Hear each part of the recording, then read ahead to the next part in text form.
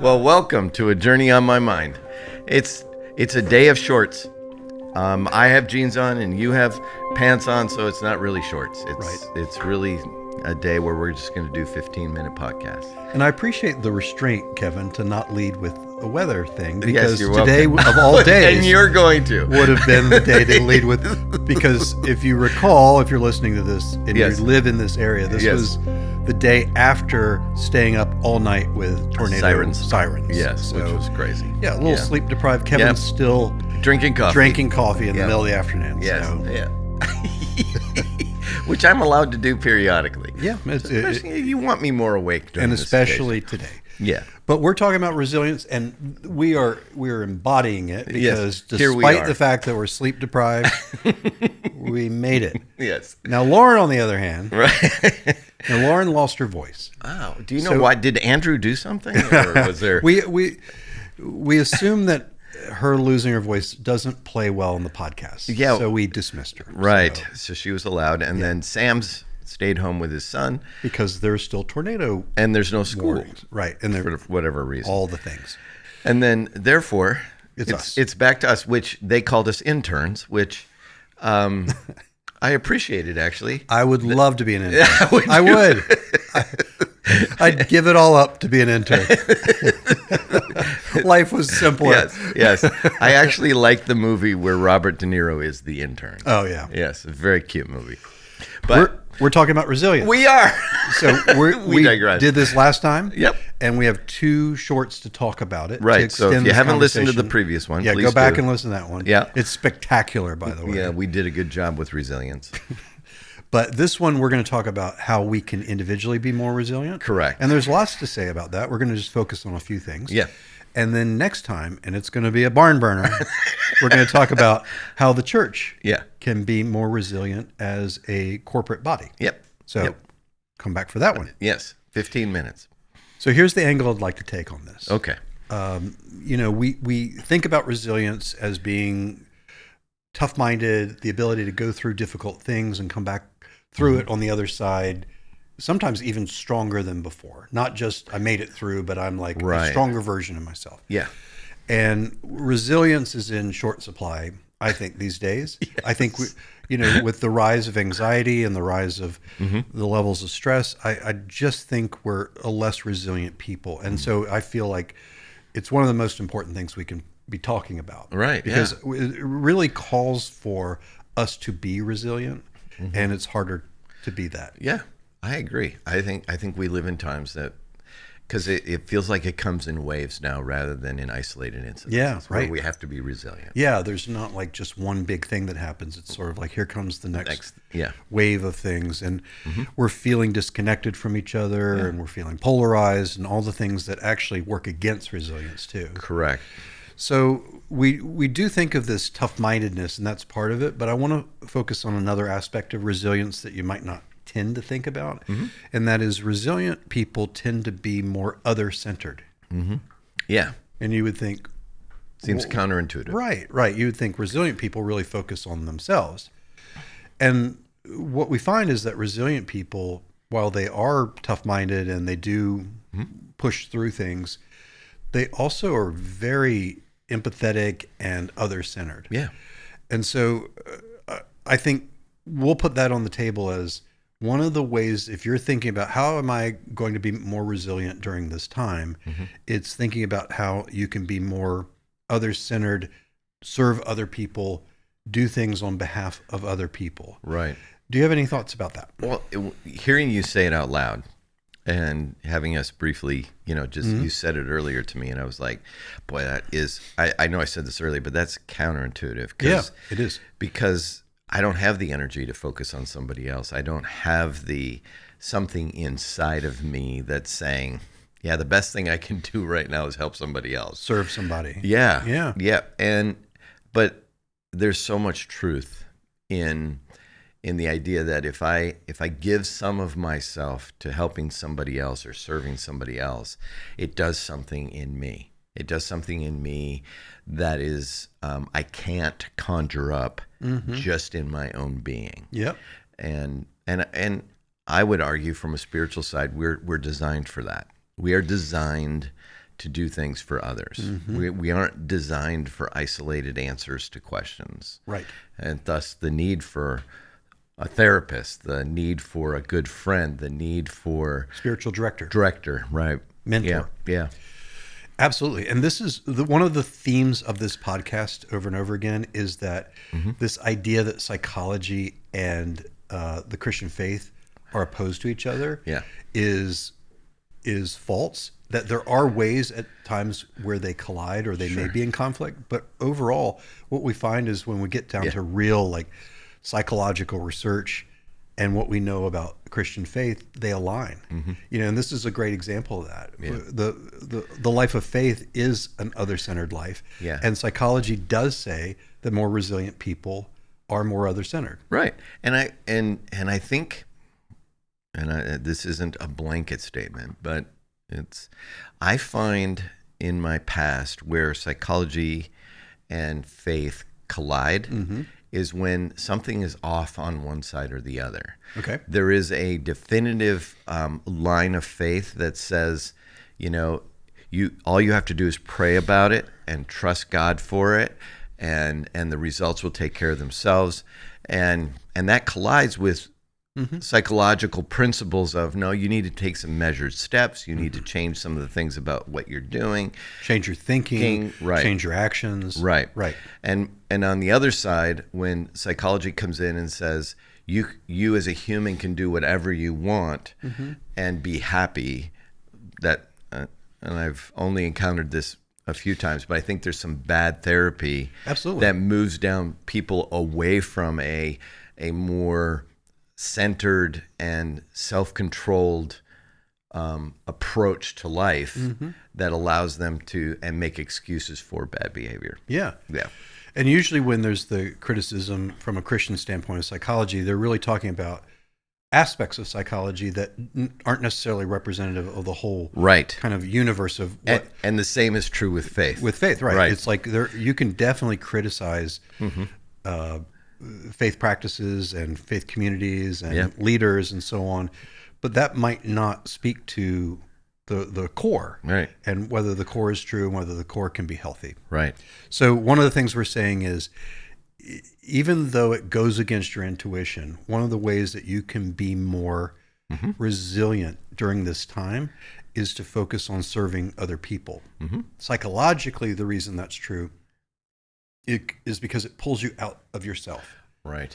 When things are hard and you're folded into yourself and you're ruminating and you're focusing on negative things and you're cynical, then that takes you to a bad place and it tears you down. But when you're able to kind of move past that and focus on, let's just put our energy on putting good things into the world, serving people in a good way.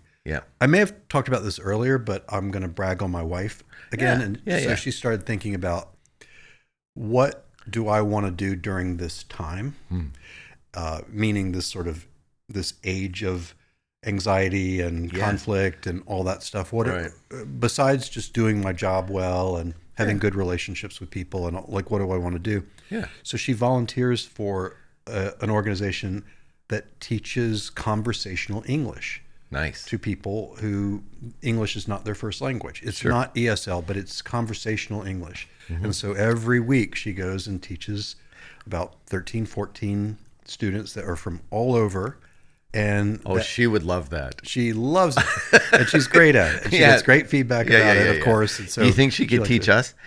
How to speak English. Conversationally. Right. That's a prerequisite for the podcast that we haven't quite mastered yet. We're working on it. But that's a great example. It's like something that's really practical.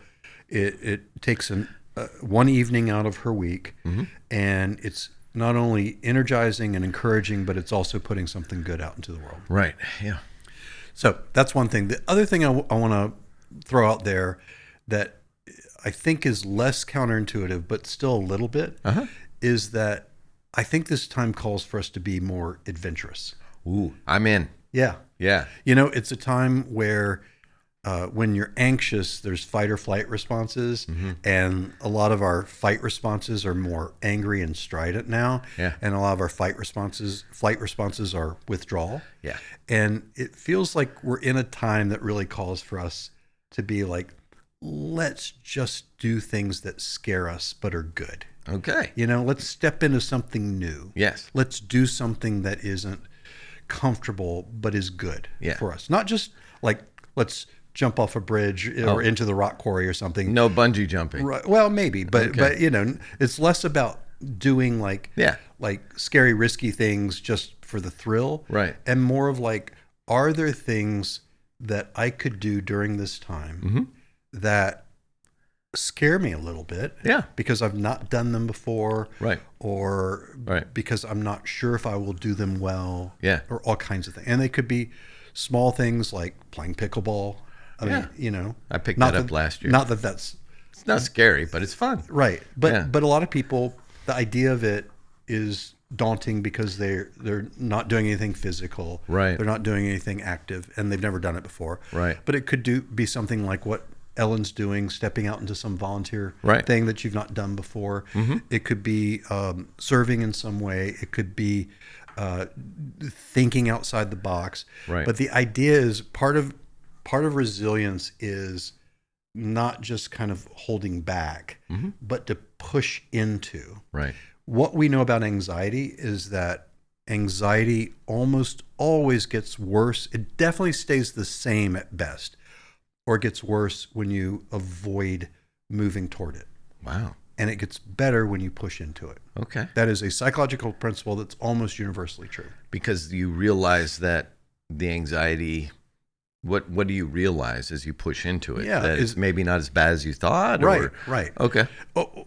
Or that even if the outcome is bad, anxiety is a form of fear, right? So if you think about fear and anxiety, we've talked about before, fear is something that's happening right now. So if you're walking in a back street after a concert and a guy kind of jumps out at you and you have a reaction, that's fear. Right. Anxiety is a worry that might happen. Okay. Oh, okay. Right? It's future oriented. Okay. So got it. Fear is like, this thing's happening. It's rock and roll time. Yep. Your brain lights up, fight or flight. Yep. Anxiety is, if I walk down that alley, is a guy going to jump out? Got it. That kind of thing. And in a nutshell. And it prevents you from walking down the alley. So you don't go down the alley. Got it. And so part of what we realize is that most of our anxiety, anxiety in the human brain was designed for safety. It's to protect us. That's true. Yes. But it can't tell, that middle dumb part of our brain can't tell the difference between a guy jumping out with a knife and an awkward situation or an uncomfortable thing or something that evokes a difficult emotion or where we might be disappointed or fail at something. It thinks it's all the same. And so the impulse is to be like, don't do that thing. Right. And so we pull back and we withdraw and we hide from it. Right. And consequently, that thing either stays the same or looms bigger. Right. And once we move toward that, assuming it's reasonable, not something that's crazy and unsafe, truly unsafe, then our brain goes, oh, okay. Yeah. And even if the worst thing happens, that's what's fascinating as a therapist. Right. This is the most fascinating thing. People are almost always more torn up by the anxiety about a thing happening than the thing happening. Like whatever they're worried about, when it happens, 9 times out of 10, they just deal. Yeah. But the anxiety that it might happen or might not go well or whatever tears them up. Right. I had a conversation with a guy this week who has to have a very difficult conversation with his employer. Yeah. And it involves... Is it one of my staff? I'm bound to confidentiality. And we can go through the logic of it. Yeah. And where he knows it goes is that nothing bad will happen. The guy's not going to punch him. The guy's not going to take out a ad campaign against him. Yes. He's not going to be run out of town. There's nothing bad that can happen other than it will be awkward. Yeah. But his brain is so caught up in how awkward and difficult. And so he's a bundle of anxiety about it. But here's the thing. He knows even if he has that conversation and it goes south a little bit where it's uncomfortable or the guy gets mad or whatever, he's going to be okay. Yeah. But our brains tell us to avoid that thing. Yeah. Right? So all this is to say, part of being a more resilient person is to recognize what our brains are trying to do to help us that are misguided. Yeah. And to say, okay, rather than holding back, I'm going to go for it. Right. And wouldn't it be great if as a people we were marked by more of that kind of courage and not like self-centered courage, but like really other-centered courage, or really like let's go for putting good things out into the world. Right. So I wonder out loud, and then I wonder, we got to wrap this up. Is that as we practice this more, does the fear of that subside a little bit? Like, I'll give you an example. As I've been a pastor over the last 35 years, and I've had some hard conversations along the way, a lot of hard conversations. And early on, what you just described was, this is going to go in the... Right. But the more that I've done it, I don't even have that anxiety anymore. That's exactly it. That is the psychological principle right there. Okay. In fact, entire treatment models are built on that premise. Okay. Which is that if you expose yourself to the anxious thing repeatedly, and you do it, and if you have to start here and then move up to here, then that's the antidote, or that's the healing part of that anxiety. So if someone's afraid of a thing, if they can't tolerate that thing, if we can start back here and then do that and then move up and move up, you become desensitized to it. Your brain starts to go like, okay, I can do this. Okay. And that even if I do feel a twinge of anxiety about it, I can still be in it and be okay. Yeah. So absolutely right. Yeah. Okay. The more you do it, the more it builds that emotional muscle. And 100%. I found that to be true in helping people as well. Yep, for sure. And so resilient people, be there for them. We're out.